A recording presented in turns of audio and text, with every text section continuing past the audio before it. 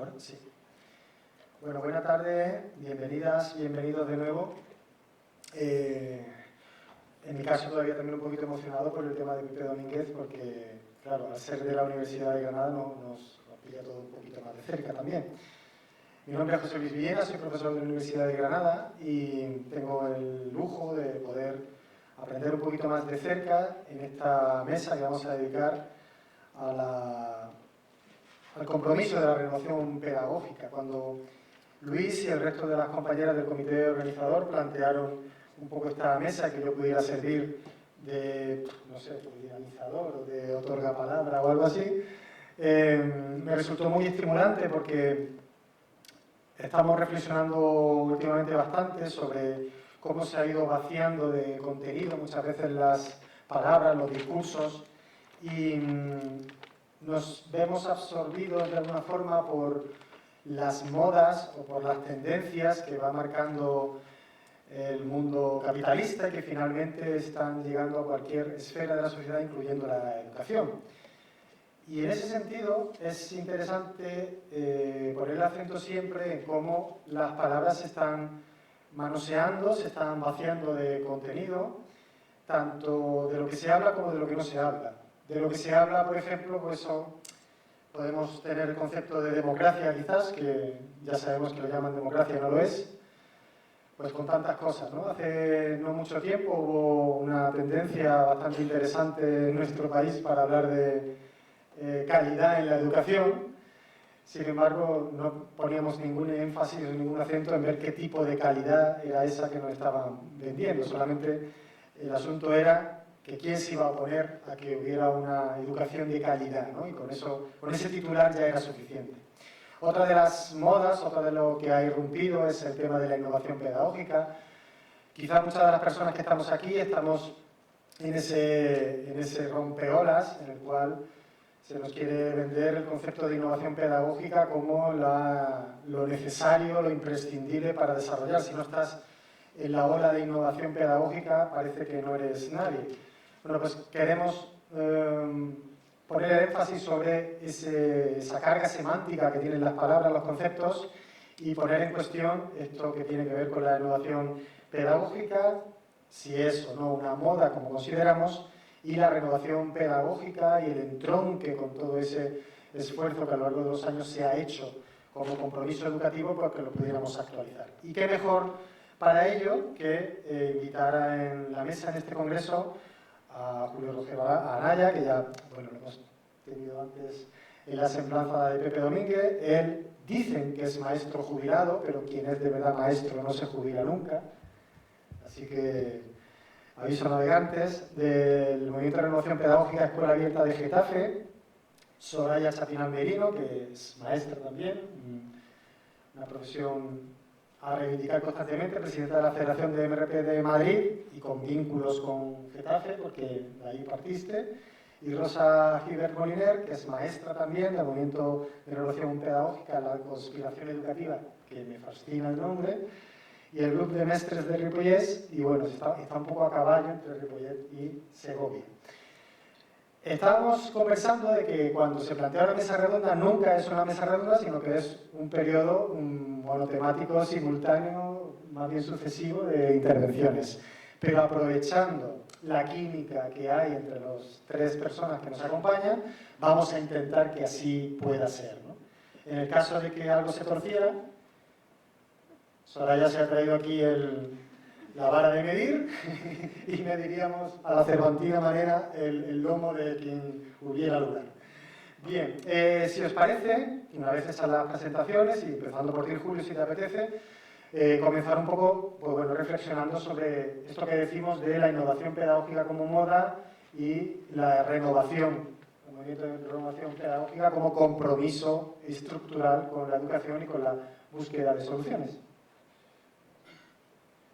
Bien, pues podemos comenzar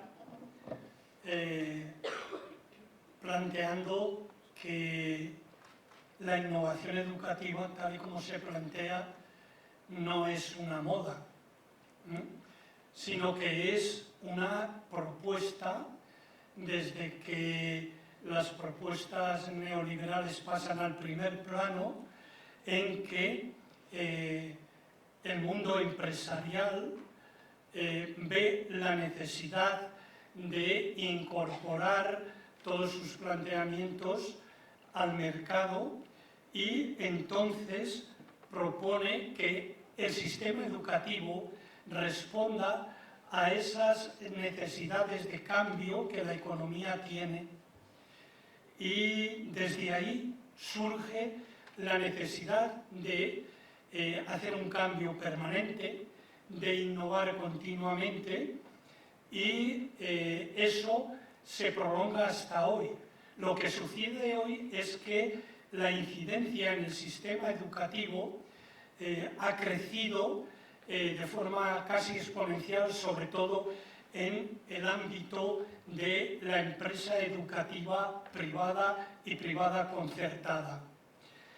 Hay 4 elementos que en estos años han hecho que el concepto de innovación, de cambio, sea un concepto que se distancia, aunque toma muchas metodologías, del concepto de renovación pedagógica. La innovación educativa es un elemento de poner de nuevo en el mercado toda una serie de transformaciones educativas para hacer más eficaz la economía de mercado. Desde esa perspectiva, ya en los años 80 se pone en marcha el primer elemento de los 4 que voy a citar, que es la nueva concepción empresarial o el concepto de la nueva gestión empresarial, que se propone que la innovación sea el rasgo fundamental para poder competir en el mercado. Son los departamentos de recursos humanos de las empresas quienes toman la iniciativa y van a decir qué tipo de profesionales y de trabajadores necesitan para ser cada vez más competitivos en el mercado. Hay un segundo elemento que es, a partir de la nueva gestión empresarial, la concepción de la nueva industria educativa global, que no es más que el reconocimiento del ámbito educativo como un nicho de mercado, un nicho de negocio. La Organización Mundial de Comercio hace una valoración en la que dice que ese nicho económico está en torno a 10 billones de euros. Por tanto, la empresa privada se vuelca en la educación para privatizarla, convertirla en negocio a disposición de los clientes que la puedan pagar. Otro elemento, estos puntos, cada uno de ellos requeriría un desarrollo muy amplio, lógicamente. Solamente los enuncio. Luego está otro elemento por el que la penetración de lo privado en el ámbito de lo público es más que evidente, y sobre todo con la bandera de la innovación. Y es lo que hoy se conoce como la responsabilidad social corporativa, que se plasma en lo que algunos autores denominan el filantrocapitalismo. O sea, como todas las grandes corporaciones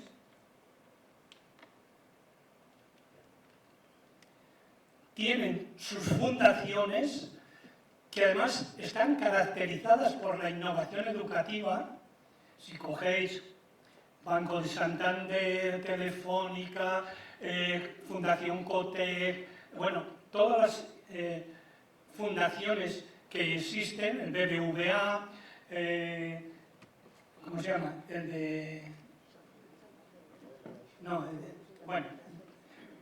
Todas esas grandes corporaciones, sin entrar en las tecnológicas, que también tienen sus fundaciones, el objetivo fundamental es transformar la educación para hacerla eficiente, eficaz y competitiva, porque el espacio de la educación pública no es ni eficiente, ni es competitiva, ni es eficaz. Por tanto, el desembarco en el espacio público se realiza a través de estas grandes corporaciones y, sobre todo, también a partir de lo que se conoce como la nueva gestión pública. Esa nueva gestión pública no es otra cosa que la puesta en marcha de las alianzas público-privado, donde no es que lo público vaya a entrar en lo privado para que lo privado responda a los intereses colectivos y comunes, sino que es justo al revés. Es la entrada de lo privado en el espacio público para irlo copando. Y todo esto está íntimamente ligado con todo el planteamiento de la innovación educativa. Toda la perspectiva de la innovación hoy se está desarrollando, sobre todo en el ámbito de los centros privados y privados concertados, porque necesitan dos cuestiones. Una, responder a lo que demandan sus clientes, pero sobre todo sus empresas, que es lo que dictan los departamentos de recursos humanos.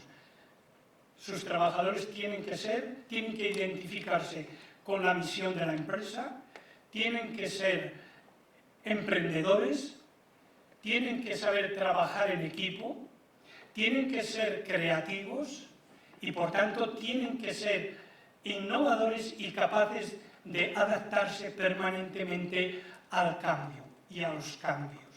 Y, por otra parte, tienen que dar respuesta a lo que demandan sus clientes.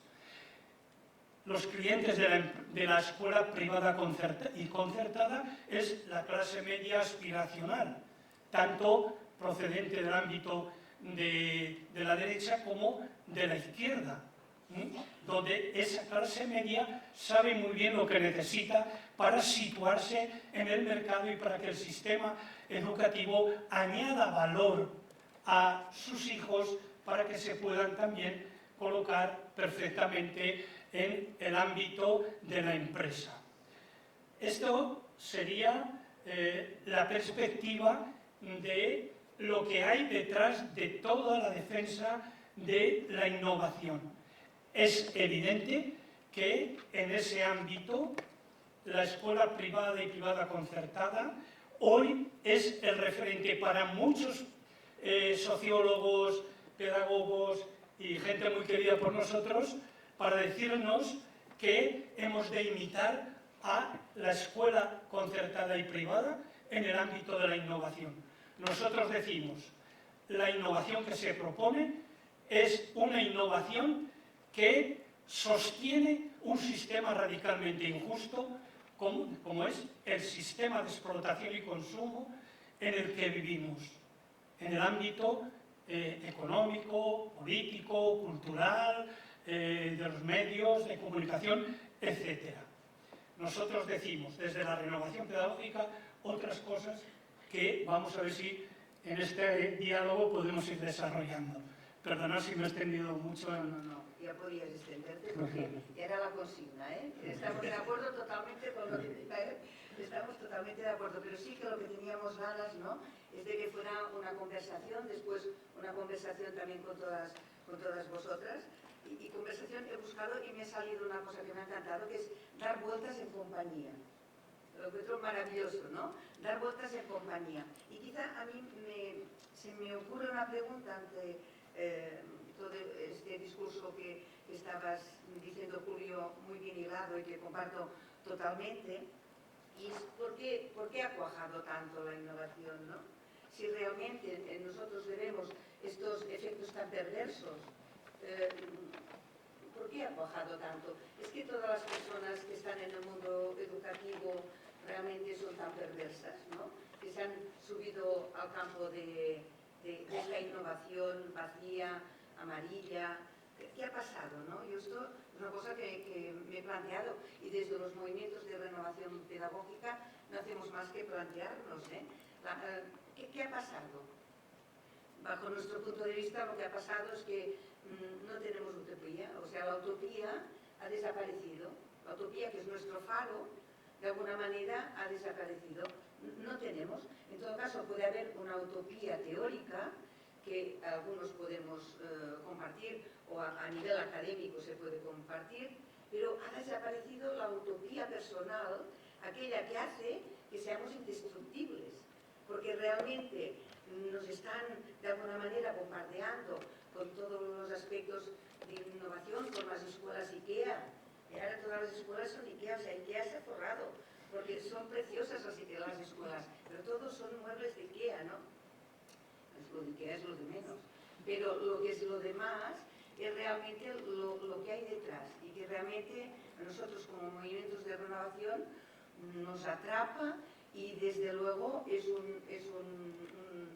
un debate que tenemos ahí entre nosotros de qué tenemos que hacer, que después podemos hablarlo y compartirlo con todas vosotras, qué es lo que tenemos que hacer para que realmente la escuela, esto de tan bonito de dar vueltas en compañía, sea una cosa bella, y que cuando estás en una reunión con maestros y maestras tengan ganas de dar vueltas en compañía, porque al final siempre todo se circunscribe al hoy y al mañana.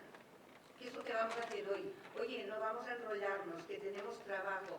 Trabajo quiere decir normalmente preparar una actividad.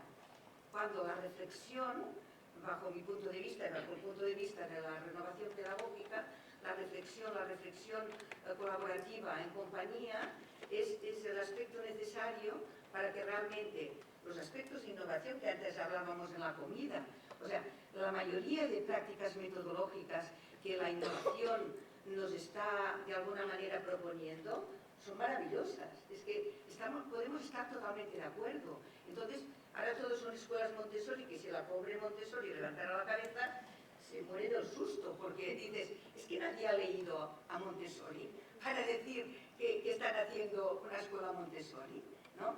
O sea, que realmente hay mucha ignorancia de los que nos precedieron, bueno, nuestros faros,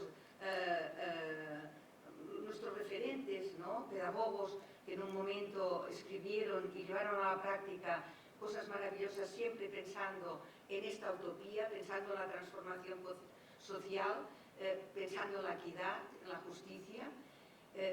Entonces, realmente dices, hay mucha ignorancia, pero yo, por ejemplo, tampoco le veo tan mala fe. Hay mucha mala fe de lo que es el sistema. Esto, de acuerdo con Julio. Pero hay muchísimos compañeros y compañeras que han caído en la telaraña de la innovación, siendo buenas personas, queriendo trabajar por la justicia social, y que ahora están muy orgullosos de lo que están haciendo en su escuela.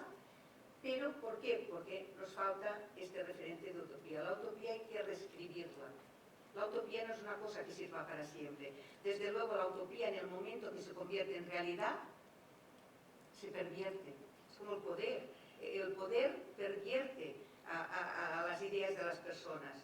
La utopía, en cuanto baja la realidad, se pervierte. ¿Qué se hace necesario? Que volvamos a reescribirla, que juntos, que juntas, volvamos a pensar cuál es nuestra utopía presente.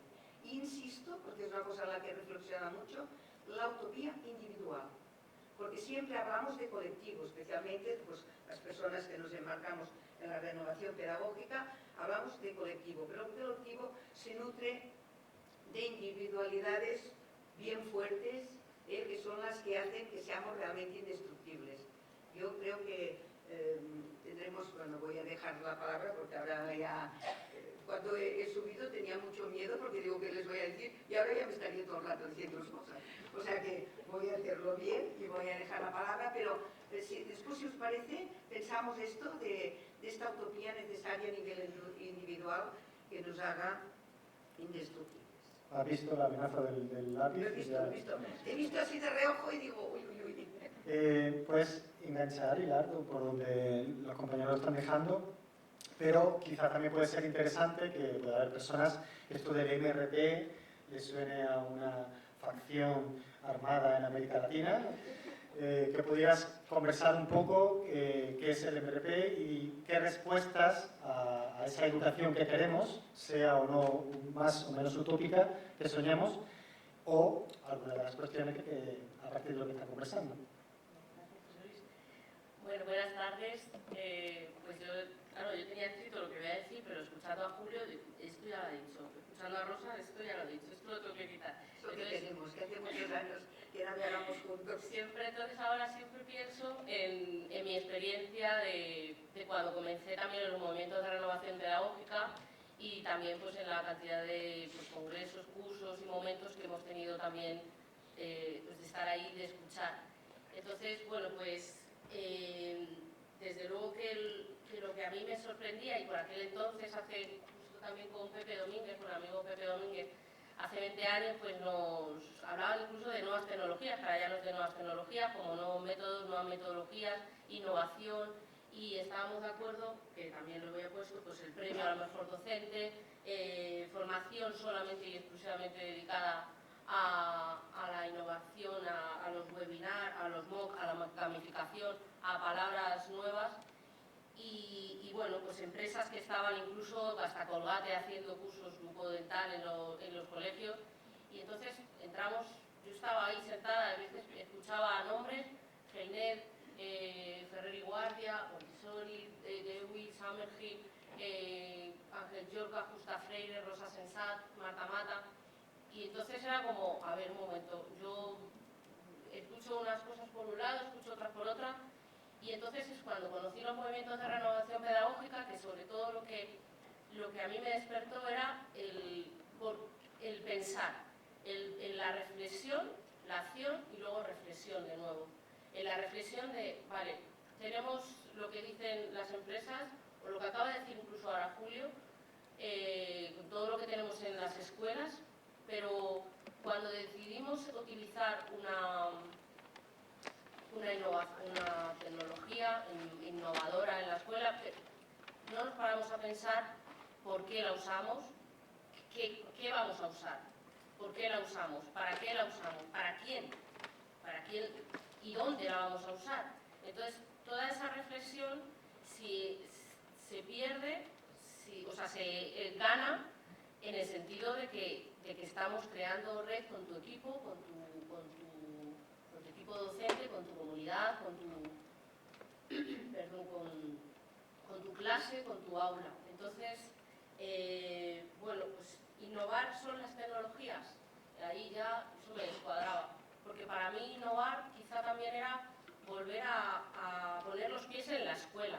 Y en la escuela que a mí me gusta. Y en la escuela que me gusta, pues nos enseñamos a escuchar, nos enseñamos a observar, nos enseñamos a ilusionarnos, a crecer con curiosidad, a investigar, a ser críticos.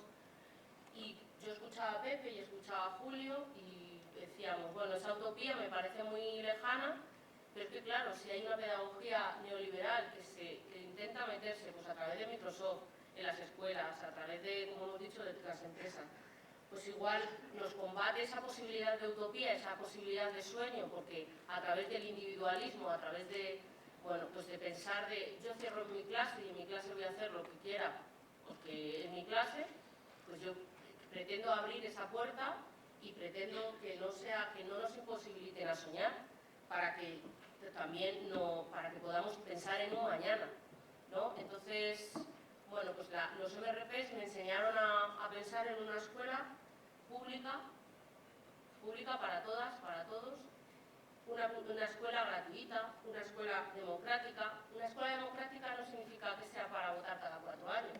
Eso no es para mí el sentimiento de democracia, el sentimiento de participación, el sentimiento de poder opinar, el sentimiento de una política. La escuela es política en el sentido de que todos como ciudadanos y ciudadanas participamos en una comunidad y en una convivencia. Y como tal tenemos una opinión y tenemos una opinión que se va creando esa política. también me apetece tener una escuela laica, una escuela en la que la conciencia sea de libertad de conciencia en una escuela y que cada uno pueda ejercer su pensamiento fuera de la escuela en la libertad que considere. Una escuela inclusiva, una escuela coeducadora, crítica y reflexiva, creativa, ecológica, humana, comunitaria, y entonces, si ahí se me pierde, como volviendo al principio, no me entra. Si yo necesito hablar, si yo necesito escuchar, hay muchas tecnologías que no me permiten hacer eso. Lo hablaban desde el principio, lo hablaban desde el comienzo, que no es lo mismo todos estos momentos que hemos estado viviendo, de vernos las cabezas cuadradas, incluso con las mascarillas, que incluso hablar con personas durante meses y luego no reconocerlas en persona, porque igual te las imaginas más altas, menos altas, otro tono de voz, porque el tono cambia. Entonces, el escucharnos y el convivir, eso es lo que me han enseñado los MRPs, a crear una red, a hablar en conjunto y poder discutir y poder decidir cosas.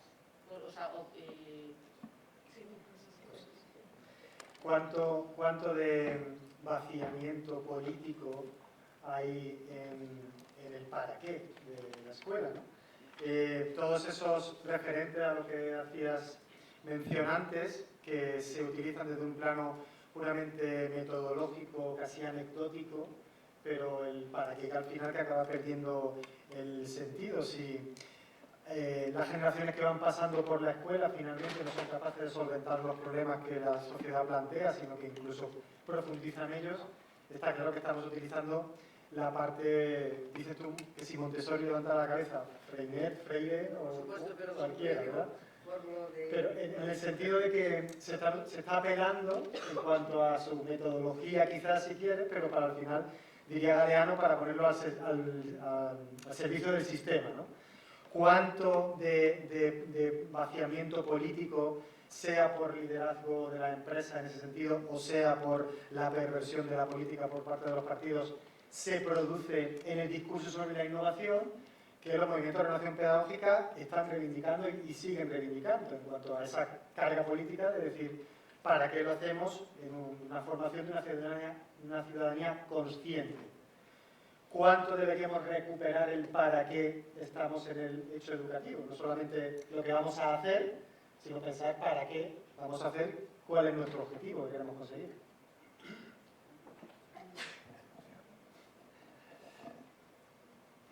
Bien, a mí me parece que uno de los grandes triunfos de la Escuela del Capitalismo Total en este momento es que ha logrado o está logrando que la mayoría del profesorado y aun de las familias se sitúen en el ámbito de la neutralidad. La educación tiene que ser neutral y en la batalla cultural que se da en el espacio educativo, que es una realidad evidente, es donde se habla y se plantea de que quienes queremos transformar la educación en una perspectiva liberadora y emancipadora somos manipuladores, utilizamos a los niños y niñas, adoctrinamos, etcétera, etcétera. Y a nosotros nos parece que la perspectiva de la renovación pedagógica implica necesariamente la repolitización de la función docente y de los profesionales y las profesionales de la educación. Nos parece fundamental. La educación es política y no hay neutralidad posible. En la innovación se puede dar en cualquier ámbito, sobre todo del mundo privado y empresarial y de la escuela empresa privada y privada concertada. Sin embargo, la identidad de la renovación pedagógica es la defensa del espacio público, la defensa de la escuela pública que queremos.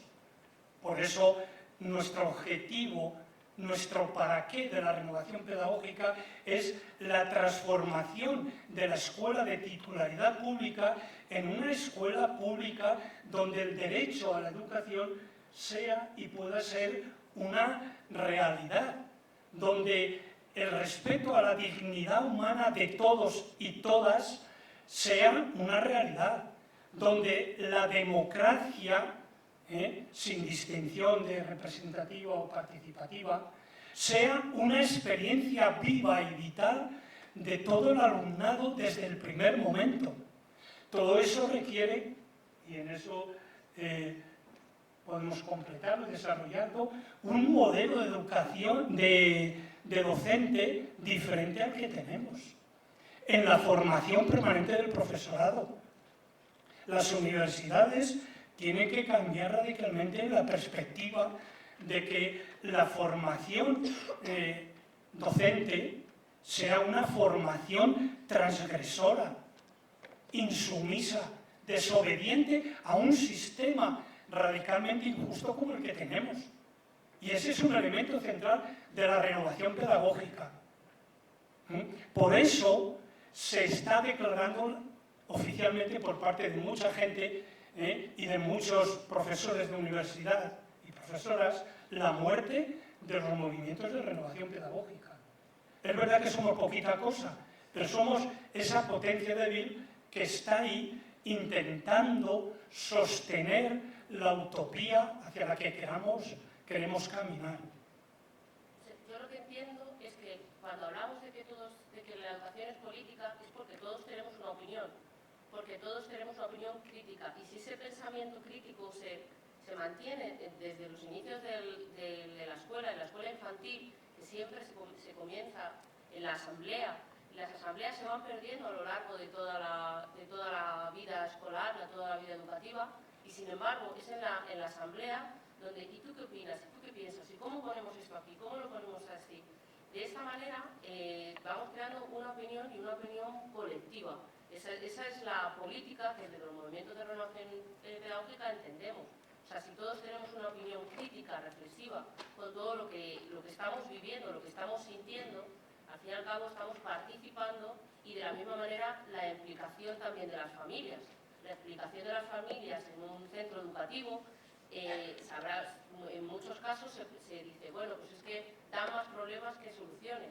Pues quizá es buscar esos problemas que se supone que no son problemas, son aportaciones y son ideas, y es en conducirlas para que todas las voces sean escuchadas y que todas las personas se sientan partícipes, porque no es nada más y menos que la implicación como familia en la vida educativa de sus hijos y de sus hijas. Entonces, creo que es importantísimo que estén tan activamente participando en la vida en donde la mayoría pasan el tiempo sus hijos y sus hijas. Entonces, para mí eso es la política real, la política de tener una idea de, bueno, pues convertir la educación en consumidores pasivos a través de esas empresas, o a través de ese pensamiento individualista, o participativos activos. A mí me gusta más pensar que mi opinión cuenta y que mi opinión es importante tanto o más que cualquiera otra.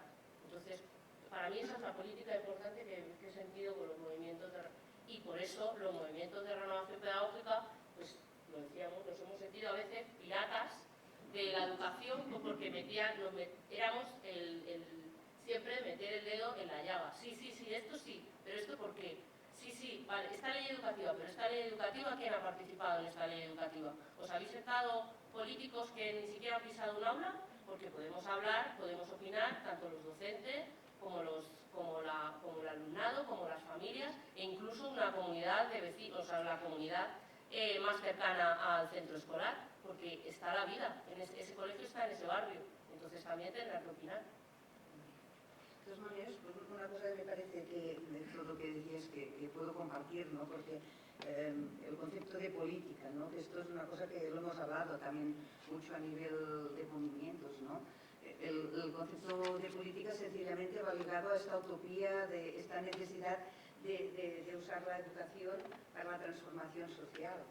Pero yo una cosa que quería poner ahora aquí encima de la mesa es mentiras, digamos, que se dicen, ¿cómo se combaten? Porque no hay nadie que los lleve a la cárcel ni nada. O sea, una persona puede estar en un foro diciendo cosas absolutamente, digamos, faltadas de la verdad, ¿no?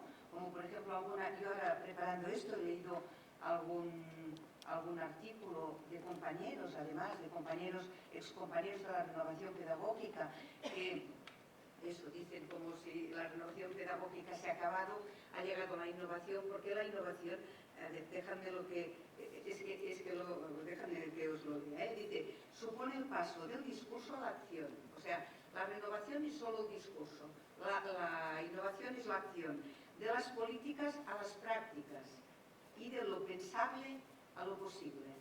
O sea, imaginaros, si un maestro joven que sale de la facultad y tiene ganas de hacer cosas y se siente llamado a ejercer la educación como un arma pues, para mejorar el mundo, ¿no? Se siente llamado a esto, pero él va oyendo este discurso. Esto es una cosa de una facultad, que tampoco tengo que decir un nombre, no hace falta. Pero van oyendo este discurso. O lo que decía antes de la Montessori, que es que a mí me hace mucha risa porque hay otras cosas que al menos dicen lo que había, pero en este caso ni eso, ¿no? Y van oyendo estas cosas. O sea, todas estas personas que se han metido a la innovación con ilusión, ¿cómo podemos repescarlo? Esto es lo que tenemos que pensar. ¿Y cómo tenemos que desenmascarar a las personas que mienten vilmente, cogen conceptos absolutamente que todos los que estamos aquí podemos estar de acuerdo y mienten? Yo muchas veces ahora cuando me piden y doy mi opinión, tengo que poner a democracia, le tengo que poner un adjetivo, le tengo que poner de verdad. Porque dices, es que claro, democracia, al final, ¿qué es en las escuelas la democracia, no? Equidad, sí, porque la equidad, y después son las escuelas IKEA, donde todos sabemos los que van a aquella escuela, ¿no? Que van a tener un futuro maravilloso, que después lo van, de alguna manera, lo van a medir, ¿no? Un futuro maravilloso, claro, no miran el barrio donde están, ¿no? Solo miran una cosa. Pero yo lo que, digo todo esto, porque a mí lo que me preocupa es que no hagamos una guerra fratricida. O sea, yo no estoy en contra de los compañeros y compañeras que están intentando innovar, porque sí que detrás de todo esto está lo que dice Julio y esto lo tenemos que tener muy, muy presente. Pero los enemigos, por decirlo de alguna manera, los adversarios, son otros. O sea que tendríamos que ser capaces de ver cómo caminamos juntos. Además es una cosa que me crea esperanza, porque digo, lo han creado con buena gente que está haciendo buenas cosas en sus buenas escuelas y en cuanto se den cuenta, pues todos estos van a ser de la renovación, van a ser de la transformación. ¿Me entendéis? A mí lo que me preocupa es esto, porque creo que hay mucha mentira. Desde luego yo creo que hay que limpiar el magma conceptual. Se está hablando, somos seres de lenguaje. Igual que los peces son seres del agua, animales acuáticos, nosotros somos seres de lenguaje. Y el lenguaje en este momento está tan pervertido que es muy difícil tener una conversación que nos lleve a alguna parte. Pero insisto en la cuestión esta de esta cuestión fratricida o de esta lucha fraternal. Me siento hermana, me siento compañera de muchos maestros y maestras que están haciendo lo que creen que es lo mejor. ¿Cómo vamos a hacer para desenmascarar estos objetivos sucios que hacen que los utilicen para hacer lo que no son los objetivos? Porque, lo que decía antes, que creo que tenemos que fortalecer y volver a conversar sobre nuestra utopía, volver a encontrar este punto, este luz final para poder caminar juntos. Yo estoy esperanzada en esto, porque tanta mentira no puede ser. Hay un dicho árabe que dice, la primera vez que me has mentido tú eres el culpable, pero la segunda vez soy yo, ¿no? Porque realmente, o sea, a ver cómo hacemos para que realmente esta segunda vez que se miente, esta tercera y esta cuarta, realmente la gente se dé cuenta y caminemos hasta esta utopía de fraternidad universal. Se puede, se puede. ¿Sabes qué pasa? Es que sale muy barato mentir y se está llegando a unos niveles de cinismo refinado muy interesantes. Por eso sale una persona pagada con dinero de todas las ciudadanas, y se permite decir que, por ejemplo, la ministra de Igualdad pues fomenta la pederastia, y se queda tan pancho el señor y lo suelta ahí porque es completamente gratuito el mentir. ¿Cómo podemos reivindicar un poco desde el escenario de la OMRP todo lo que tiene que ver con la pedagogía crítica, con la fraternidad humana, la solidaridad, el cuidado mutuo, el respeto?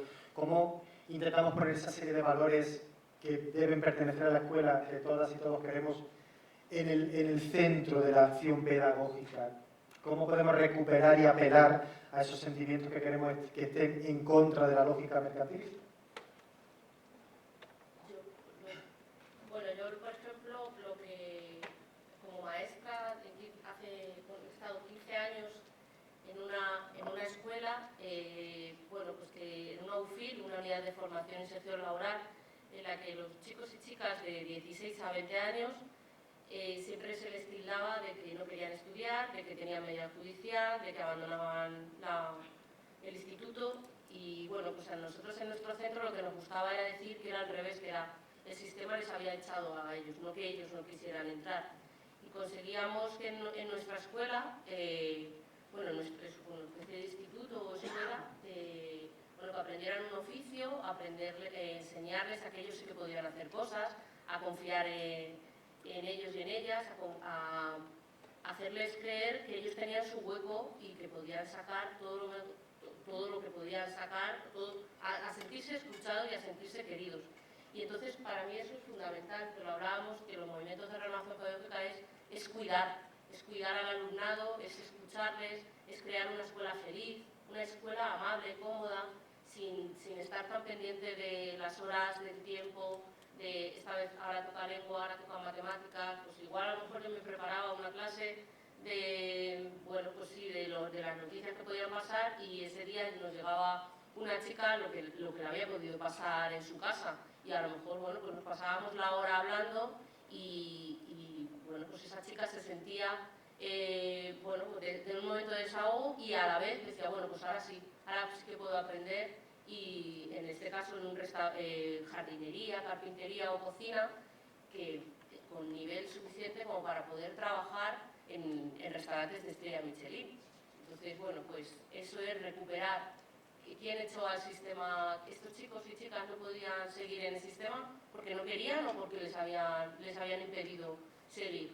Y ya digo que eran con medidas judiciales, con bastantes problemáticas, con bastantes dificultades, que volvían a confiar en ellos mismos, pues por creer en una escuela cuidada, y eso se cuidaba con todo el entorno, con todo el equipo educativo, con todos los espacios cuidados, y eso era fundamental en nuestro día a día.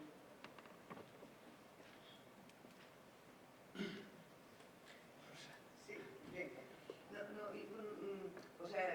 Me parece que podemos ir definiendo cosas, ¿no? Pero para mí, uno de los antídotos de esta mentira es el mantener la coherencia. Las personas que vivimos o sentimos, mantener la coherencia en todos los momentos de nuestra vida. Esto es fundamental. Es lo de predicar con el ejemplo, ¿no? Tan manido. No hay más. O sea, lo que no puede ser es que uno diga lo que no hace. Uno debe hacer lo que dice, ¿no? Y otra cosa es la pedagogía de lo positivo también. También tenemos mucha tendencia a veces, a cuando hacemos valoraciones, a ver solo la parte oscura de la realidad, ¿no? Y hay que verla, por supuesto, y hay que denunciarla, y es nuestro papel hacerlo. Pero la parte brillante, digamos, la ilusionante, esta tenemos que ser capaces de subrayarla. Porque yo, a lo largo y ancho de esta vida, que ya veis que es mucha, pues me he dado cuenta que cuando realmente he podido sumar es cuando he sido capaz de ilusionarme a pesar de los pesares. La importancia de a pesar de los pesares. Sabemos que los pesares son muchos, pero también sabemos que la capacidad de la ilusión y de esta utopía un poco que nos guía, también es mucha. Somos capaces de hacer muchas cosas, solo tenemos de alguna manera que creernos. Y otra cosa es el compromiso ético con la profesión, ¿no? Los profesionales, nuestro compromiso ético. En Cataluña estuvimos trabajando durante casi 3 años sobre, bueno, todos os habéis visto, y si no lo habéis visto, en la página web de la Federació de Moviments de Renovació Pedagògica de Cataluña está en español también. Bueno, pues está un poco nuestro trabajo que hicimos sobre el compromiso ético de los enseñantes, la importancia de este compromiso, ¿no? Porque también muchas veces nos falta la utopía, pero también falta el compromiso. El funcionario, en el sentido más patético de la palabra, mata a la escuela pública. Y esto no quiere decir que esté en contra del funcionariado, que esto ya sería un debate de otro momento. Pero el funcionario, en este sentido negativo de la palabra, mata, o sea, el aspecto profesional mata muchas veces la capacidad de lucha. Porque claro, como te tienes que ir a las 2 o a las 5, dependiendo del horario que tengas, ¿no? Como tienes una reunión, pero solo te toca esta, como ahora te han quitado 1 hora porque hemos ganado, representa porque nos han quitado 1 hora, y aunque pase cualquier cosa magnífica y haya cualquier proyecto ilusionante, nosotros tenemos esta hora, que es la hora de marcharnos, ¿no? Que el compromiso ético creo que también es una cosa, y además que hay que revisarlo,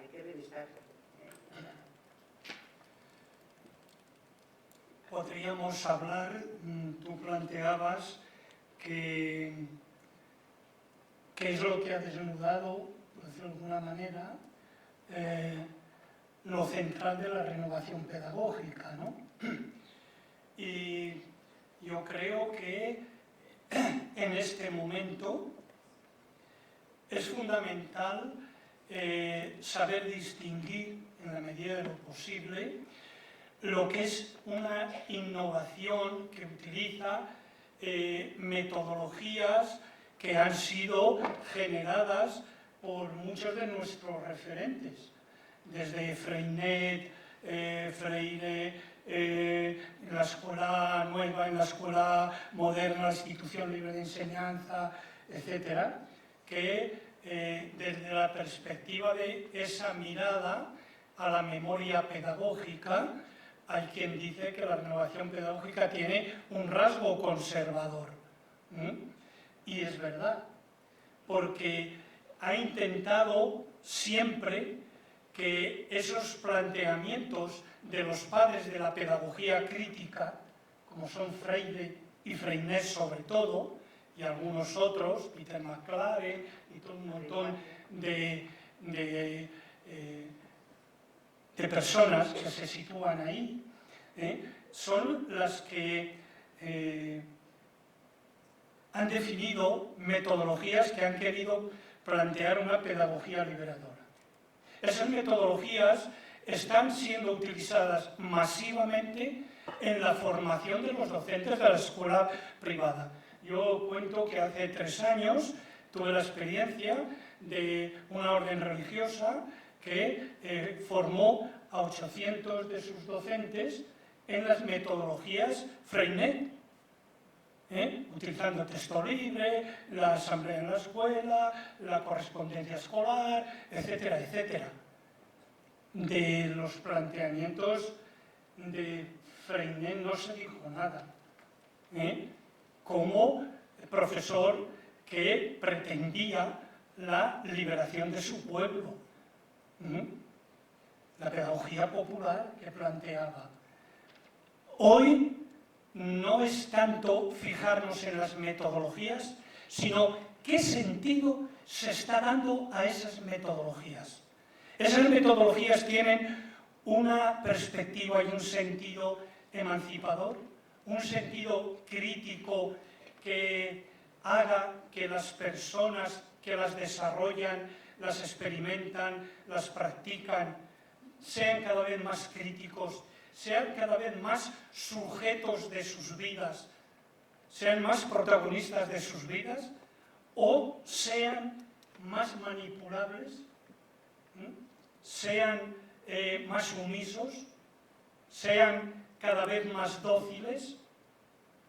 A mí me parece que esa es una pregunta fundamental desde la pedagogía crítica, para saber dónde nos situamos. Y hay que preguntarse siempre a quién interesan esas innovaciones que se promueven. ¿Quién está detrás de ella? ¿Qué intereses tiene? Y cuando no se da esas preguntas, evidentemente hay una respuesta silenciosa que sustenta el sistema dominante al servicio del poder que tenemos.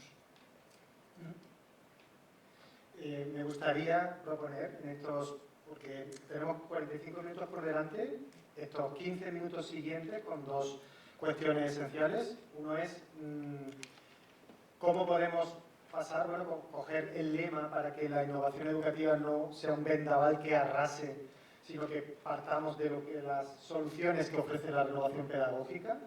Ejemplos concretos de aplicación de este empoderamiento, de esta conciencia, que cuando una docente dice, bueno, pues yo quiero que mi filosofía de profesión, mi deontología personal sea pues el ecologismo, el feminismo, ¿no? Y que después, cuando ha pasado el curso, cuando se hace la autoevaluación, dice, bueno, pero en mi práctica realmente que ha permeado de estos principios que yo tenía, cuando al final me he convertido en alguien que va desarrollando un currículum a golpe de editorial, ¿no? Que hemos hablado de Microsoft o de otras cosas, pero las editoriales las hemos dejado ahí un poquito atrás, ¿no?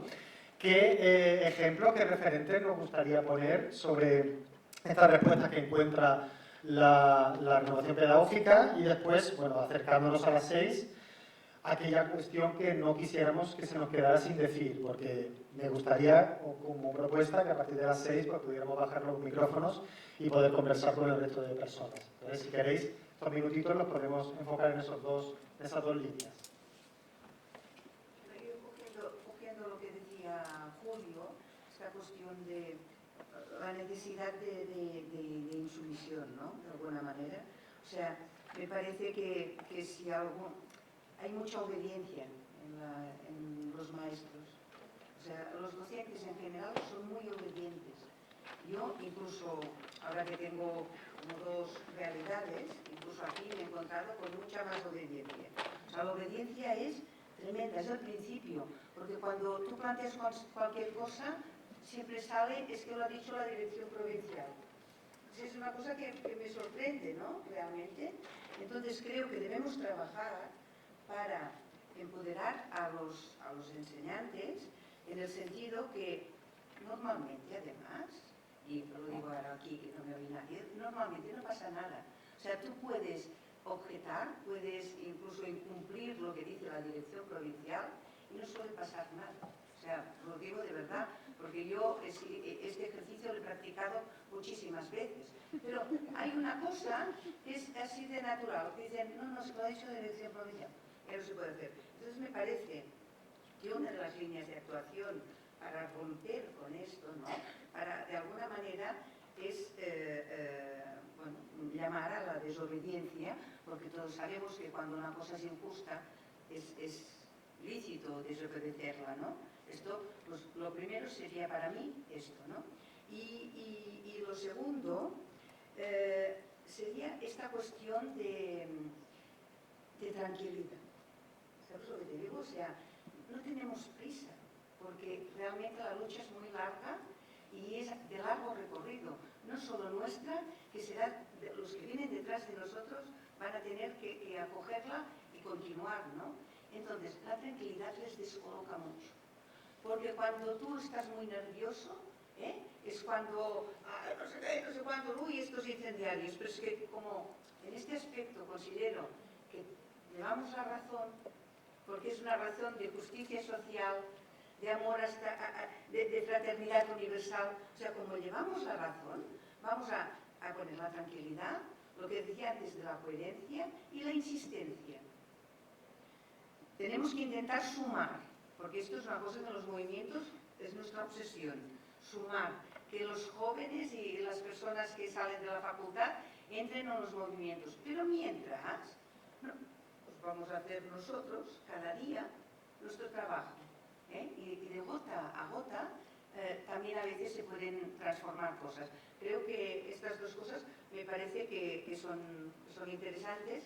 Y otra cosa es la formación inicial del profesorado, que claro, nosotros no podemos dejar de decirlo porque es, o sea, la piedra clave, lo último que decías tú, no, esto no lo podemos dejar. Pues los movimientos de renovación pedagógica nos caracterizamos por la formación, la autoformación, porque partimos de la formación entre iguales, pero también hemos reflexionado muchísimo sobre la formación inicial de los enseñantes. Aquí hay mucho que hacer, ¿no? Aunque lleguen a la facultad y digas que ha llegado aquí, que han hecho estos que vienen detrás de mí, tú, que estos son obedientes, no, lo siguiente, ¿no? Pues aquí, supongo que habrá muchos profesores que están en las facultades de educación, pues aquí hay mucho trabajo a hacer también, ¿no?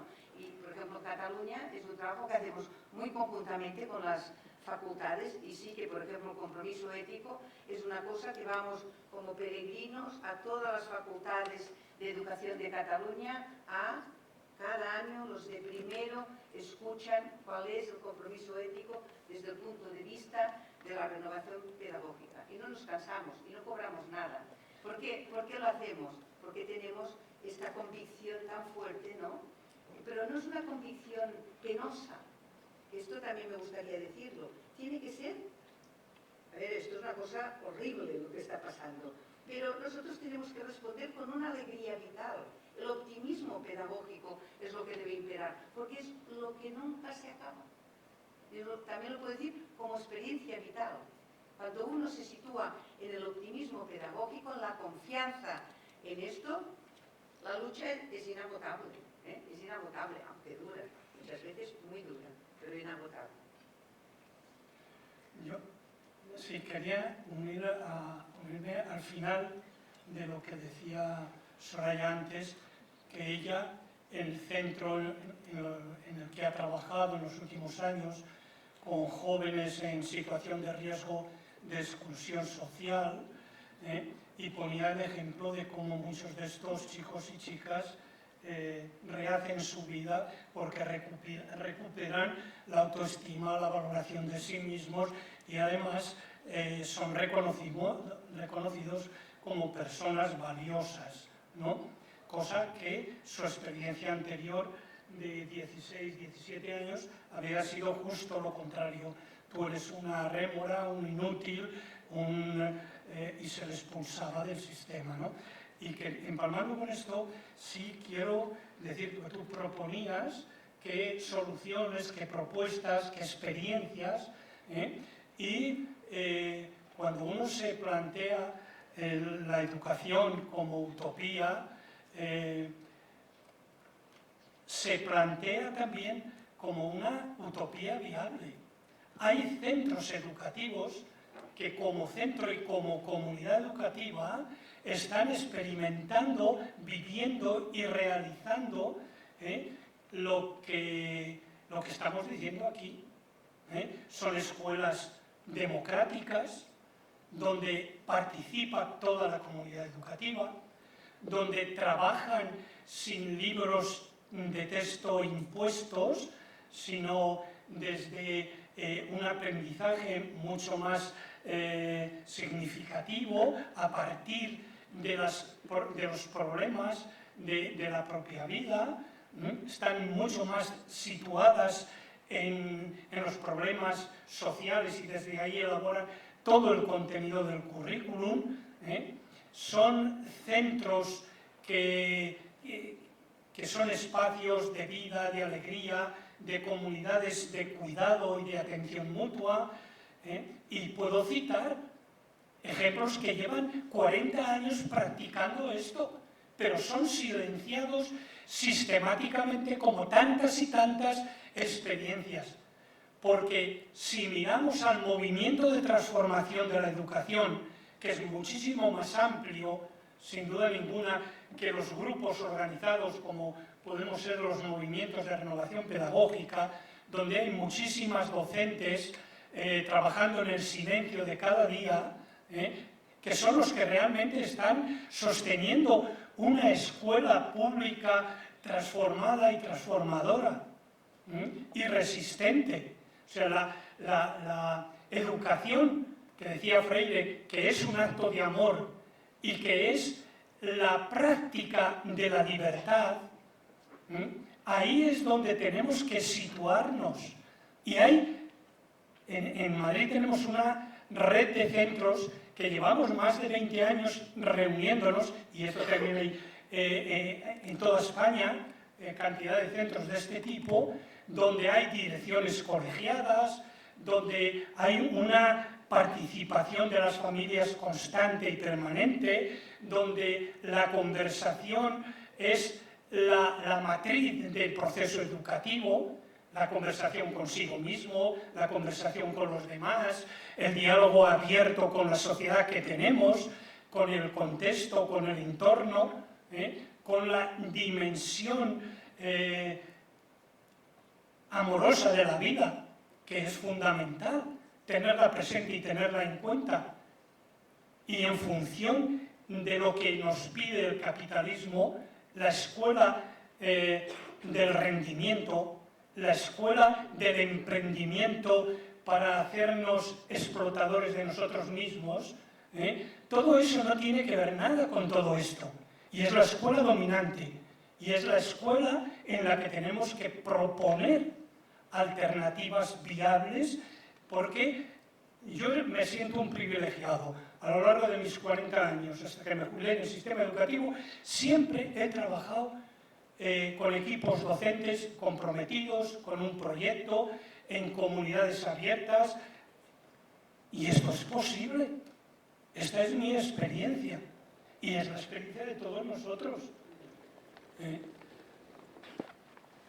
matas? Bueno, igual también, a lo mejor ahora es contradictorio porque como tengo un poco de tiempo, pero lo que quería decir es precisamente, bueno, pues en las escuelas o en la vida ahora que nos lleva este trajín, saber continuamente la hora, continuamente los tiempos, y quizá también los movimientos de renovación pedagógica es una de las cosas que es la educación lenta. Me gusta mucho, y por eso lo he traído también este libro de Miradas a la educación que queremos, de Joan Domenech, y fotografías de Joan Guerrero, porque también tiene un libro que tiene ese título, la educación lenta, que una educación lenta lo que nos permite es crear esos espacios de diálogo, esos espacios para coordinarnos, esos espacios para crear la escuela que lo contaba Rosa, y todavía incluso pues me emocionaba al escucharla, ¿no? Esa escuela feliz, esa escuela, como decía Julio, también por la justicia social. Entonces, bueno, pues esto es como un poco referente porque es corto, es para leer algunas frases de vez en cuando y decir, bueno, adaptación, rebeldía, la diversidad es una gran riqueza de la educación. Son pequeñas frases para que no se olviden, para que estén siempre presentes. Y bueno, pues son estas cosas que no se pueden olvidar, y precisamente lo que tenemos que repetir y repetir, autorrepetirnos, porque también nos acechan a nosotros los tiempos y nos acecha toda la velocidad de la vida, que ahora mismo es un sinvivir. Entonces, despacio, calmado, escucharnos, eso es fundamental. Muy bien, pues fíjate lo que aprendemos, que yo pensaba que esto de la libertad y la insumisión era tomarse una cerveza en Madrid, ¿no decían que eso era la libertad? Y parece que no. Abrimos entonces este tiempo para que podamos lanzar cuestiones a las componentes de la mesa, y también, si queremos, en ese hilo que estábamos diciendo de aplicaciones más prácticas, más vívidas, de acciones de renovación pedagógica que queramos compartir de una forma sucinta, pues también puede ser el espacio en los próximos 20 y tantos minutos, ¿no? Hay una palabra.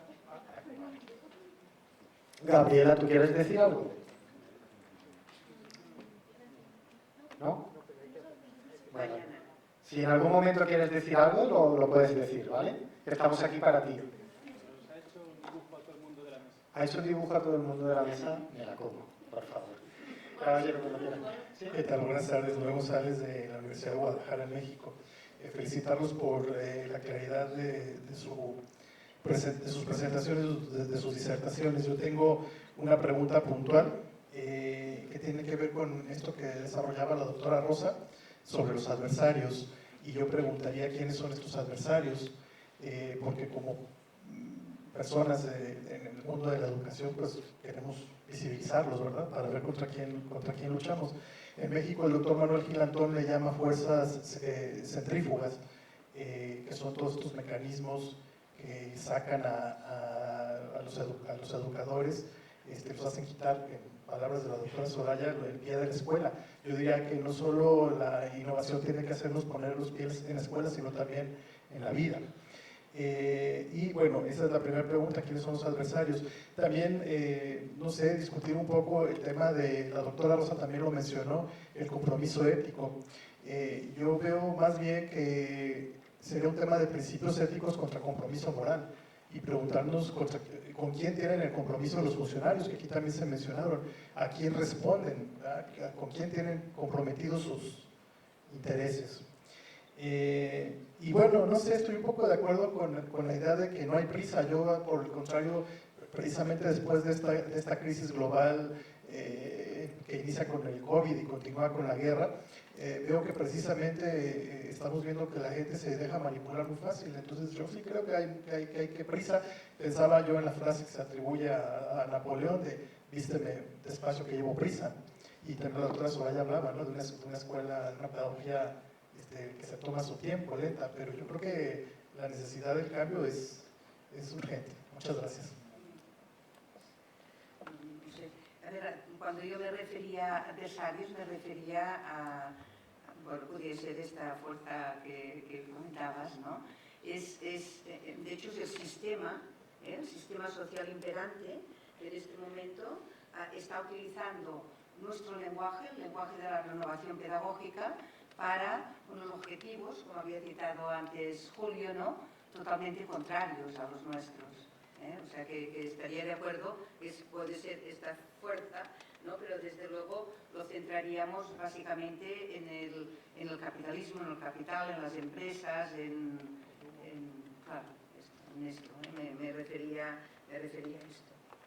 Y en cuanto al compromiso ético, el nombre, nosotros estuvimos mucho tiempo buscando un nombre para este trabajo que hicimos, ¿no? Y nos pareció que era el más adecuado, porque, bueno, o sea, que sería una cuestión de lenguaje, ahora lo que usted estaba poniendo en la mesa, ¿no? Nosotros nos pareció que un código deontológico no queríamos hacerlo, porque realmente requería de unas obligaciones, digamos, y nosotros más bien eran unas intenciones, un poner encima de la mesa esta idea que teníamos nosotros de enseñante. Y huimos un poco de lo que era el código deontológico. Y por eso añadimos a compromiso el apartado ético. Esto fue... No sé si había alguna pregunta más. Hay un verso de Sabina que dice pensar despacio para andar deprisa. Entonces, una cosa es la urgencia en dar respuesta y otra cosa es no volvernos locos, porque al final eso ocurre con la innovación. Yo recuerdo trabajando en Perú que habían sacado un proyecto a nivel ministerial que consistía en las puertas abiertas para que las tardes se convirtieran en espacios donde la comunidad educativa ampliamente conceptualizada pudiera hacer uso del espacio y ante la problemática de tener escenarios para ser en común, pues bueno, que los espacios, los recintos educativos fueran ese lugar, ¿no? Y sin embargo, pues ibas a lo mejor a una escuela y decía, no, pero es que el conserje pues hoy no viene y por tanto no está. No, es que no hay permiso, no es que no hay alarma, que cualquier cosa. Y al final no se llegaba a implementar casi nunca. Y la gente decía, no, pero no te preocupes porque de acá a 2 meses van a sacar otra iniciativa que va a sustituir esta moda de lo anterior y era suficiente. Si dedicamos el tiempo para pensarnos qué es, cuáles son las respuestas que necesitamos dar y darnos, igual después podemos tomar mejor pie, pero sin estar como toro que no sabe hacia dónde va en cualquier dirección. Y hay otra cosa que también me llama mucho la atención en Bogotá, en un encuentro de latinoamericanistas, que se hablaba de que hemos asumido que este servicio público que es la educación, de esta necesidad de ser en común a través de la educación, hemos asumido que también puede ser un negocio, por tanto, con una perspectiva de rentabilidad económica capitalista, mercantilista, sin empacho alguno.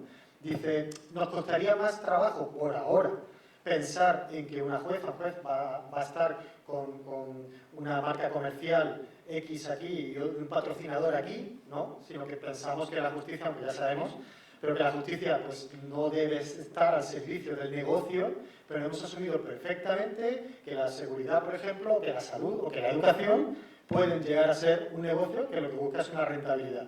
En el momento en el que no trabajamos suficientemente por la escuela pública, que es al servicio de todo el mundo y no de unos intereses privados, es que estamos trabajando en dirección opuesta. Ese compromiso, creo que de toda la comunidad educativa, debe ser hacia el servicio público que es la educación. Porque igual que no nos imaginamos un juez, es que no quiero decir ninguna marca, pero con un letrero aquí, como tienen los deportistas o las deportistas, no deberíamos asumir que las escuelas estén patrocinadas por X empresas como una cosa normal, porque entonces eso puede pervertir bastante el sistema. Más personas que quieran participar, hay como 2, ¿no? 3. Si les parece, como queremos dar curso a todas las palabras, 4. Cogemos estas 4, nosotros vamos anotando porque el palo se ha convertido en receptor, en lápiz, y no en una vara de medir, y conversamos un poco sobre todo. Vale, perfecto. Mi nombre es Munia, soy educadora social y vengo de Manresa. Soy doctoranda y, digamos, innovadora en un centro de soporte familiar. Mis preguntas van relacionadas un poco al ámbito cultural, ¿vale? Enfocamos desde otro punto de vista. Y son las siguientes. ¿Representamos a la diversidad realmente que queremos representar? Es decir, ¿ahora mismo está compuesto este espacio con toda la diversidad que hay en las aulas? Y la segunda pregunta que tenía, el compromiso ético. ¿Aceptamos la diversidad cultural que nos rodea? ¿Aceptamos la enseñanza de todas y todos que hay en esas aulas y las formas que hay de enseñar? ¿O las modelamos y queremos que sean como realmente queremos que sean? Gracias.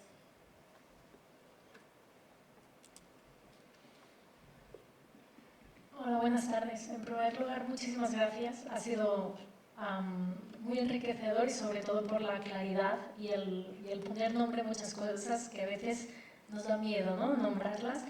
Yo me llamo Mariona y quería hacer una pequeña incisión alrededor de lo que comentabais sobre la neutralidad y enfatizando que la educación es política. Y retomando esta importancia del lenguaje que estabais comentando, ¿no?, estas vueltas que dábamos conjuntamente al lenguaje, que quizá nos sería necesario poner más adjetivos, no solo cuando estamos optando por esta educación transformadora, sino a la que estamos contrariando, ¿no? Porque, por ejemplo, aquí hablamos de educación crítica, pero nunca hablamos de que la educación que no es crítica es sumisa. Hablamos de educación inclusiva, pero no hablamos de educación excluyente normalmente, ¿no? Quizá tendríamos que empezar a poner siempre otros adjetivos para notificar que cuando en la escuela no estamos enseñando economía ecológica, en realidad estamos enseñando economía neoliberal. Si no estamos haciendo pedagogía feminista, es que estamos haciendo pedagogía patriarcal. Si no estamos haciendo pedagogía antirracista, lo estamos haciendo racista, aunque sea de manera estructural, ¿no? Y quizá tendríamos que siempre añadir este otro adjetivo, porque si no parece que la economía, la educación, la pedagogía sea neutra, y nunca lo es, siempre es política.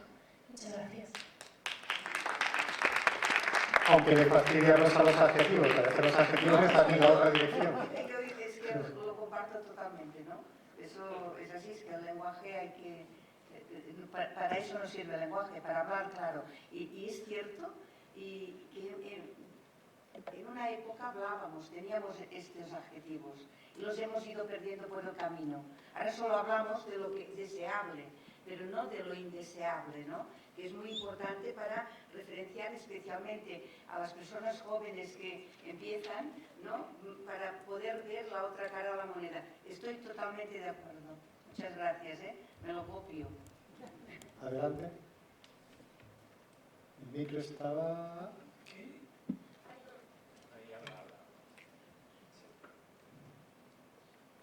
Hola, buenas. Pues nada, agradecer a todos pues vuestra nuestra presencia, presente, que también significa regalo, pues nos estamos regalando. Entiendo la educación humildemente como espacio, entorno, espacio de aprendizaje compartido. Si relacionamos centros de barrio con sus barrios, vemos centros abiertos, no vemos puertas, al igual que no vemos puertas entre materias, asignaturas o departamentos. Hay compañeros en la pública, en muchos concertados y privados, que trabajan muy bien y lo entienden muy bien. Y esas buenas prácticas representan la transversalidad necesaria. Veo, humildemente, he viajado algo, he visitado algunas luchas que tienen que ver con la educación en los 10 últimos años, y veo como una falta de percepción adecuada de esos buenos profesionales, de esas buenas personas también, que se sienten a veces saturadas, superadas por entornos, entre comillas, hostiles, o que son indiferentes o les son indiferentes. Mi pregunta es la siguiente: ¿qué proyectos y qué compañeros, qué centros educativos conocéis que destaquen o se distingan por sus buenas prácticas? Os lo agradecería mucho porque es un aporte, al menos para mí, muy necesario. Y muchas gracias.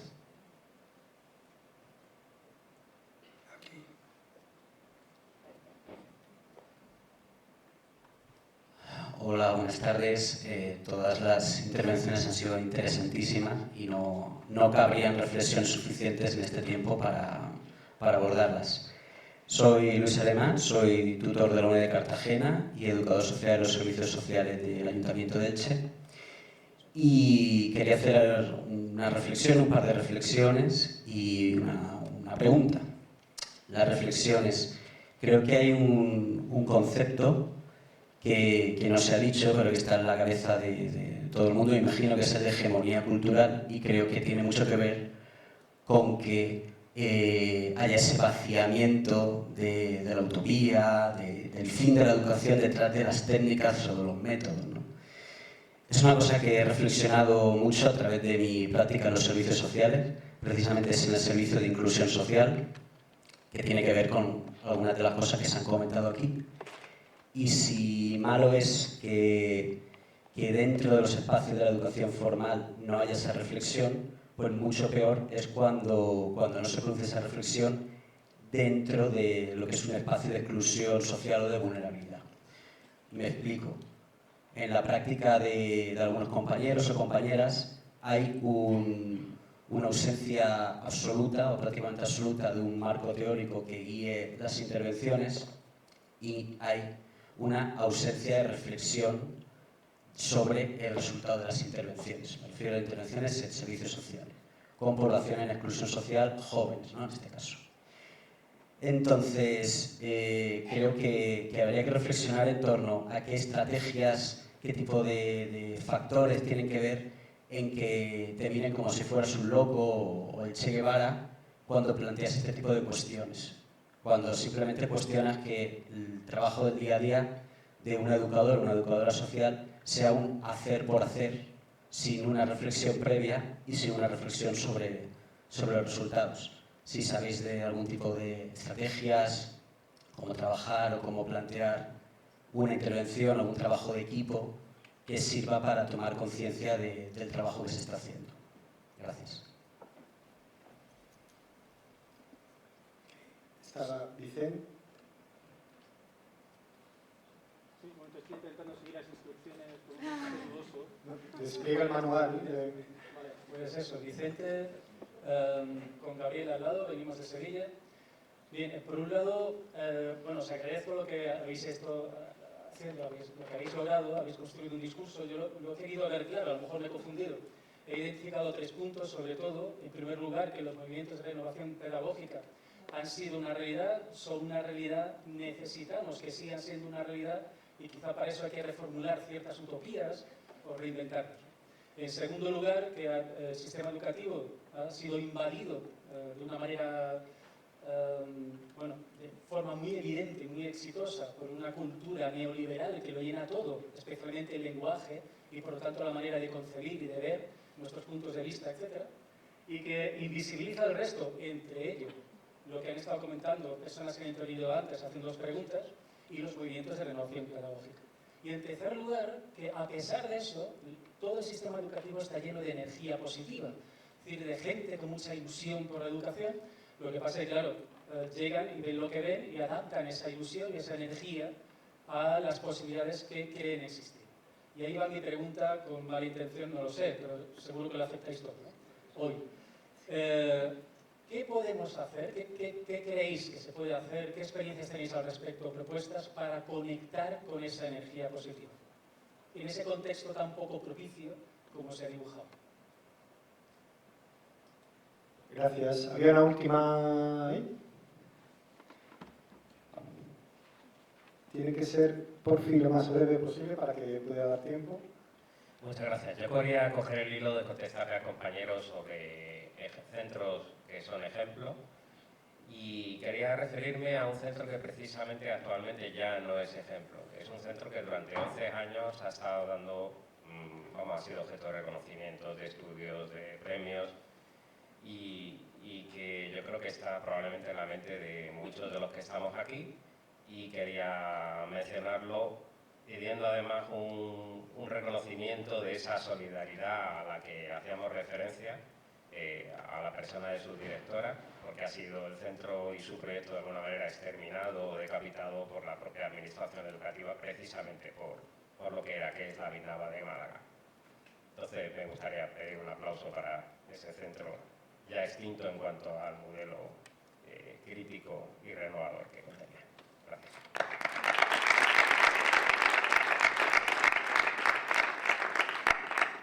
La última. ¿Tienes el micro y buena voz?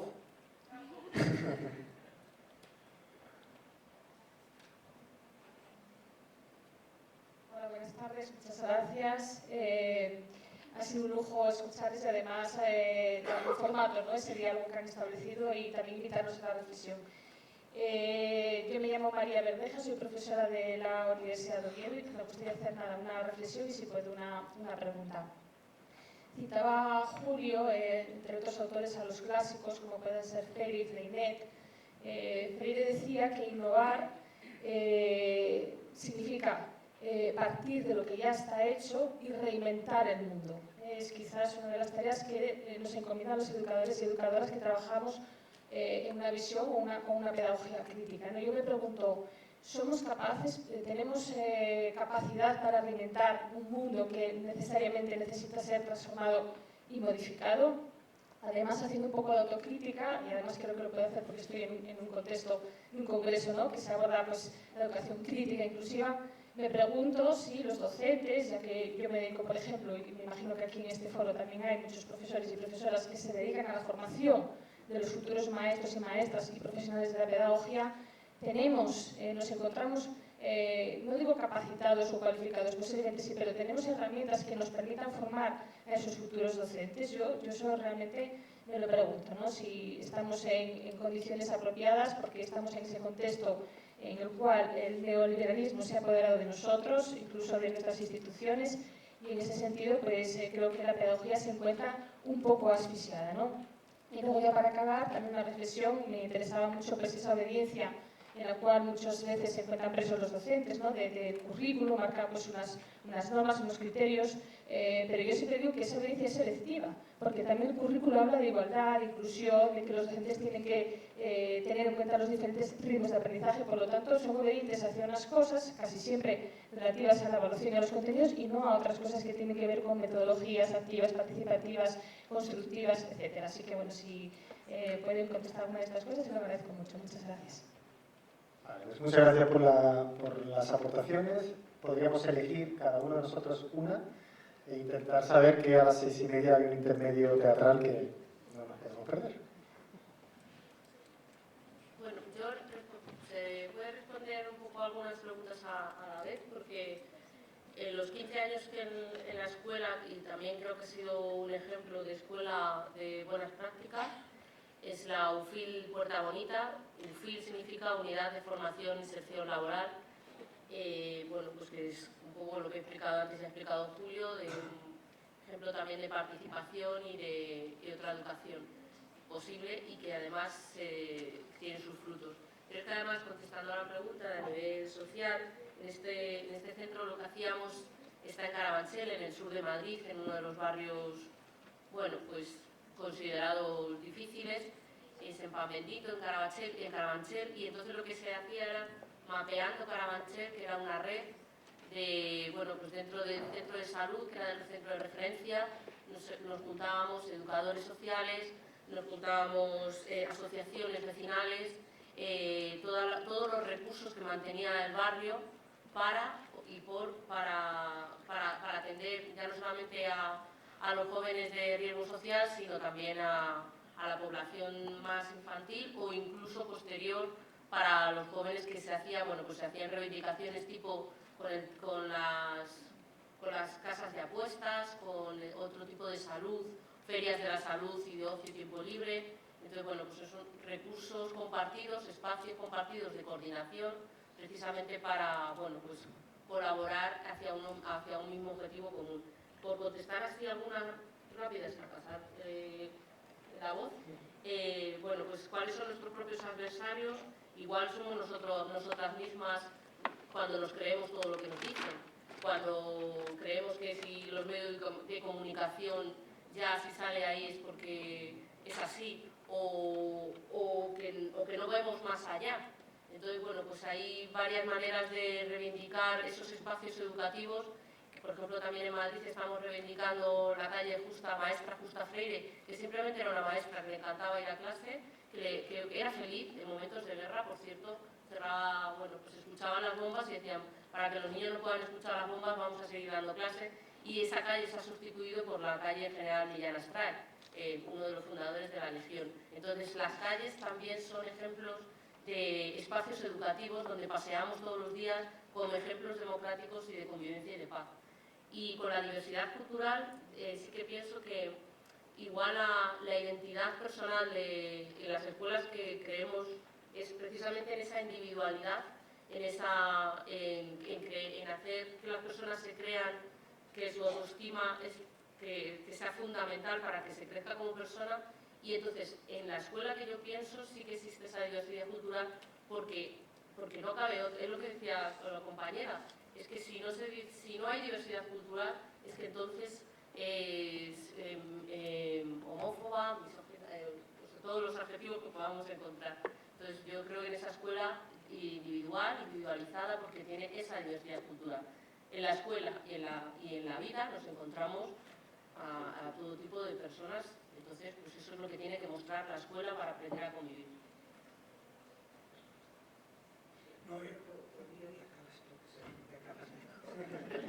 Seguro que acaba más. No, cojo un par de cosas, ¿no? Pero si realmente es posible el cambio, ya que, claro, lo de la educación es un pez que se muerde la cola. O sea, hay un momento que tenemos que ser capaces de hacer un bucle, ¿no? En cuanto a lo que decías tú de la formación inicial, es difícil cambiar algunas prácticas, esta obediencia de los enseñantes cuando su formación inicial, los enseñantes de la formación inicial también forman parte de esto. Claro, esto nos llevaría al pesimismo más absoluto, porque de hecho siempre es una rueda. Pero, sin embargo, la sociedad ha avanzado en algunas cosas. Hemos sido capaces de hacer este paso, ¿no? Yo sí que creo que es difícil, que es una tarea que tenemos aquí que es difícil, pero veniros a los movimientos de renovación pedagógica.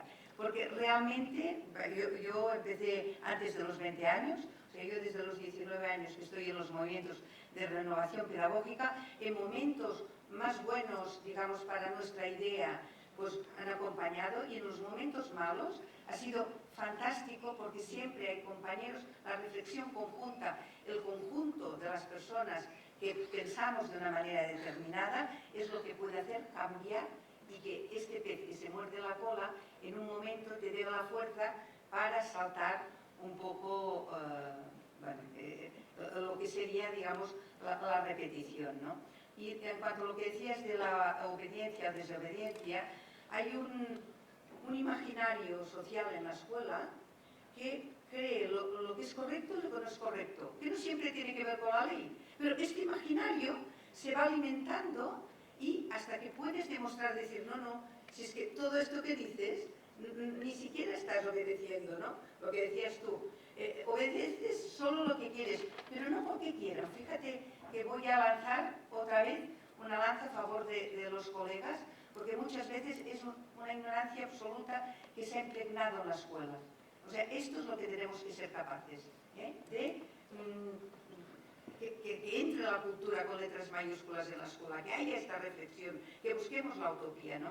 Y esto se puede hacer, pues, pidiendo a las organizaciones, a la gente que está organizada, en este caso nosotros, pero también a los sindicatos, que han pasado de ser unos sindicatos de clase a ser unos sindicatos amarillos que solo piensan en una hora menos de trabajo y que no hay nada más detrás.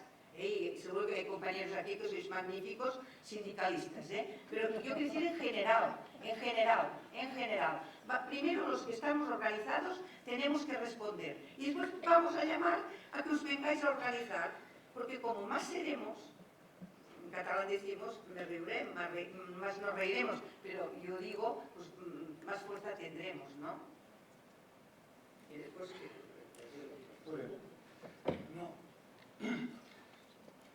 En la primera intervención se ha hablado de los funcionarios, ¿no? Del compromiso ético y demás.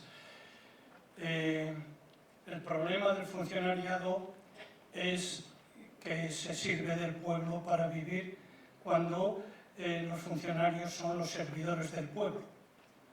Son los servidores de la colectividad humana. ¿Quién nos paga? ¿Para qué se nos paga?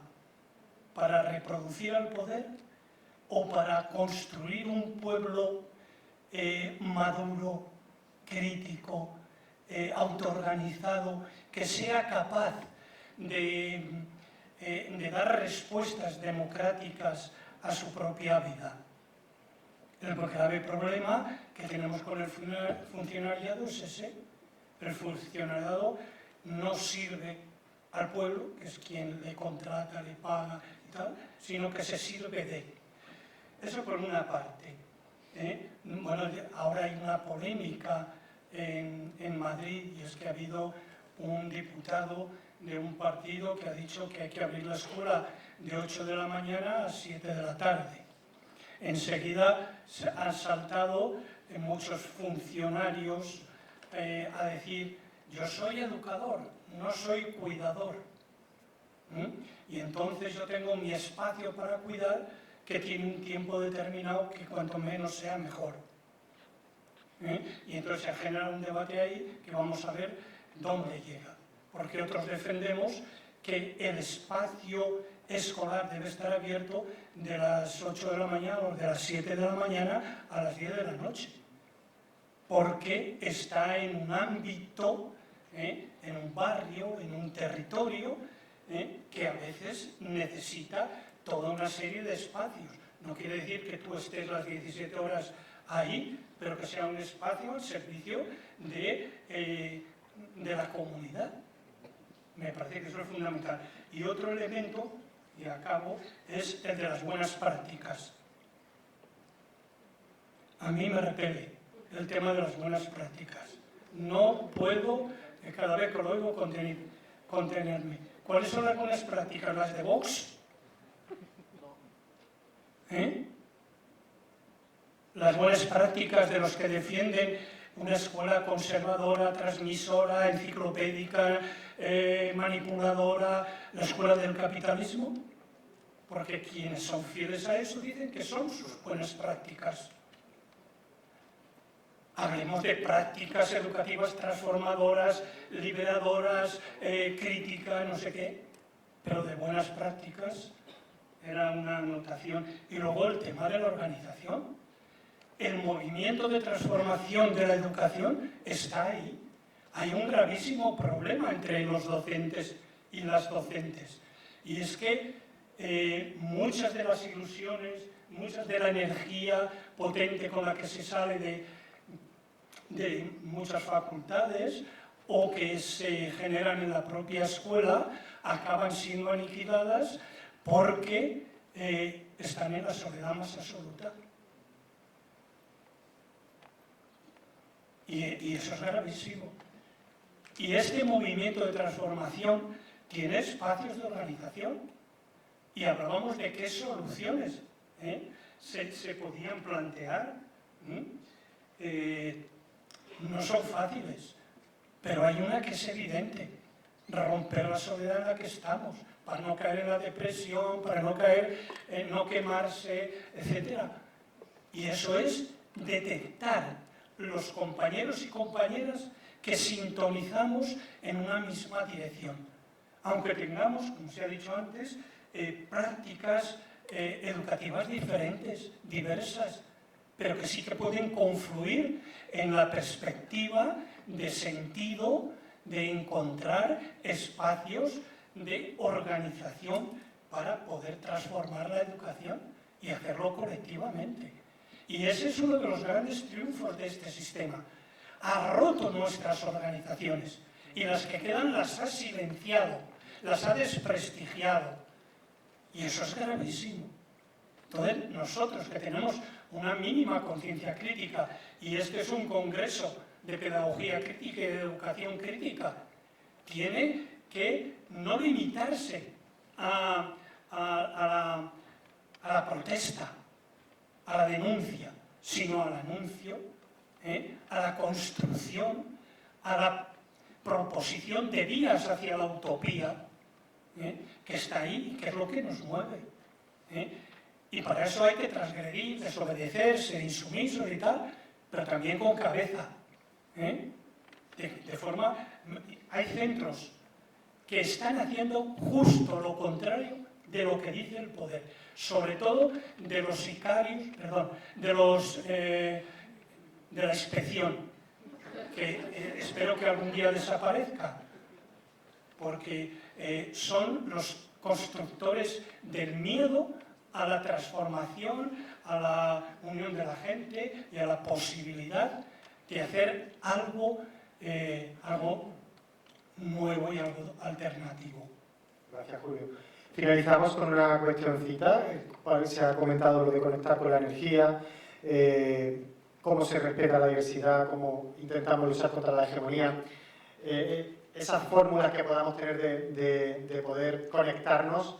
Les invito a conocer la experiencia de Cañada Viva, que es una práctica que se produce en la ciudad autónoma de Melilla, donde hay muchas más barreras y vallas al interior de la ciudad que al exterior, y lo que busca es partir de lo que somos. La única posibilidad de no dejarnos arrastrar por la modernidad líquida, globalizadora, capitalista que estamos diciendo, es potenciar lo que somos, partir de lo que somos, respetar y asumir lo que somos, lo que queremos ser, lo que construimos juntos, juntas, y no el importar estas modas, estas recetas, como estábamos hablando antes con respecto a la innovación. Solamente citar algunos centros que pueden ser visitados en sus páginas y sobre todo hablar con ellos. Por ejemplo, el Colegio Trabenco, todos son colegios públicos los que cito. Colegio Trabenco de Leganés, Colegio Miguel Hernández de Getafe, Colegio Palomeras Bajas de Vallecas, Colegio Público, todos son colegios públicos, Núñez de Arenas de Vallecas. Bueno, cito 5 o 6, pero podríamos decir un montón. Y la última cosa... Pero me tiene muy breve porque el teatro... Súper breve, en lo de conectar con la energía positiva, es las escuelas de verano. Es que nosotros somos hijos de la escuela de verano, porque la escuela de verano para los movimientos de renovación pedagógica es como el agua a la sed, ¿no? O sea, todo empezó en la formación de los maestros en las escuelas de verano. O sea, que de alguna manera os emplazo a que os apuntéis a cualquiera de las escuelas de verano que organizamos los movimientos de renovación pedagógica, porque allí la energía positiva, no sé qué pasa, pero se va liando y al final la liamos parda. Pero ahora estamos un poco que necesitamos que vengáis todos para liar la parda de verdad, porque, como hemos dicho, la necesitamos. Muchas gracias a las tres. Tenemos el intermedio teatral y después pasamos a las 18:45 a la mesa de experiencias. Gracias a todas.